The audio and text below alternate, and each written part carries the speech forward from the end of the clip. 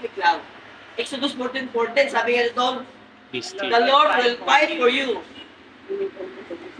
You need to be still or silent. Yes. Kapag alam mo na may pangnood ka, kapatid, kahit anong pera ng kaaway sa buhay mo, tahimik ka lang. Amen? Nanatili ka lang sa tabi, nagpipray ka lang. Ay pag ginamit mo yung lakas mo, sigurado, kapatid ka. At ang gagawin ng Diyos, hindi ka lang. Hindi na siya lalaban sa'yo kasi sabi nga, the Lord will fight for you. You need to be silent. Amen? Kasi pastor naman yun, bakit? Kulang-kulang, ano kulang-kulang? Sobra-sobra nga eh. Diba? Minsan naming taong ganun.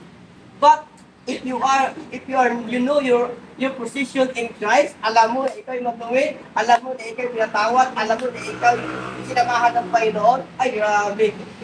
Tahimik ka lang sa buhay ng isa. Every day in my life, dami ispisira sa akin during that time. Puti ngayon, nawawala na. Amen? Dalat na kayo ng bago. Amen? Tahimik ka lang sa time. Daming natalan dito dati. Amen? Nung dati ako nangangaral ako ng silta ng Panginoon, sabi sa akin, sige David, punto na. Ano naman tinuturo ah? Puloy lang ako ng puloy. Dati, pag ituturo ako ng silita, sabi David, bakit bunol yan? Bakit nagtatayo na sa batos dati? Walang karapatan yan. Hindi nakapagtapos ng pag-aaral yan. Bunol talaga yan. Tuloy lang ako ng puloy. Kita mo eh, dinahalatang puloy. Amen? Kasi hindi mo pinansin. Amen? Sa buhay ko natin bilang anak ng Diyos, ang tinuturo ng Panginoon, sa buhay ko natin, na maging parangal po tayo sa gitna ng mga hindi sinasalataya. Sa mga hindi unbeliever po. Kasi so that, doon po magkikita nila. Sa dati ng panahon, makikita nila, bakit si sister? Kahit anong sira ko, bakit pa rin? Ibigay ko din ng kabutihan. Bakit si nanay? Kahit anong sira ko, pinagpupuan ko din ako. Bakit si ate? Kita nila yung position ko. Hindi ka nakatulad sa ibang mundo, hindi sa ibang tao nang walang Kristo. Dahil ito may malaking Kristo na, ang lagi nakikita sa buhay mo, si Kristo na. Siya na yung sentro sa buhay mo.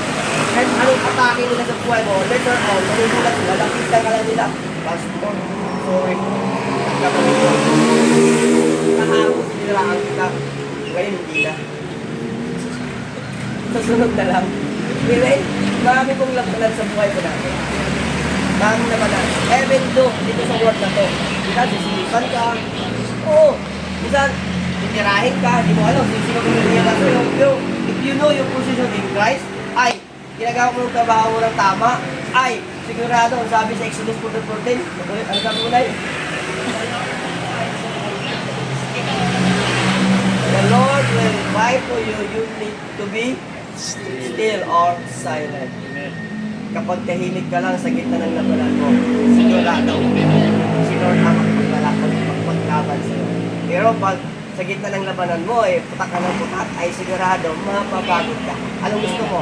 Mapapagod ka o si Lord ang lalaban? Si Lord ang lalaban. Amen? Pray to God, pumuntahan tayo sa